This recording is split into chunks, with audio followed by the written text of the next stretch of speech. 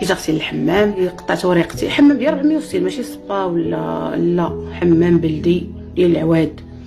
تخيل انا كنغسل عادي، دخلت طيب مع واحد السيده هزه لها السطورات وداكشي، ومن خلات كتحك ليها، كسلاتها، عمرت لها السطوله، وملي بغات تخرج جابت ليها الفوطه. هادشي اللي دارت. صافي السيده سالات، لبسات، قدات، جمعات حالتها، جمعات حوايجها، حلات بسطام باش تمشي تعطي الطيابه اللي قسم الله.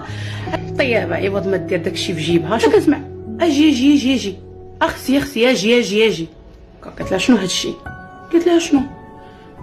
قلت لها واش انايا مكسلاك ومعمره لك السطوله، معمره لك السطوله وجايبه لك الفوطه وتعطيني 80 درهم؟ قالت لها كتجيو سرحوا علينا ونبداو حنا فرك فرك فرك فرك، وكنقطروا بالعروقات وفرك فرك فرك فرك، وفي الاخر كتجيو تلوحوا لنا جوج ريال. قالت لها دابا ديك السيده، قالت لها واش دابا هذيك جوج ريال؟ قالت لها على شحال بغيتيني نعطيك؟ قالت لها على الاقل عطيني 100 درهم على الاقل.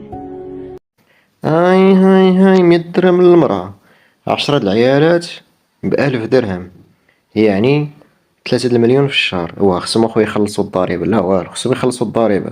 ما كاين لا طيابة ولا وسط حمص، خصهم يخلصوا الضريبة.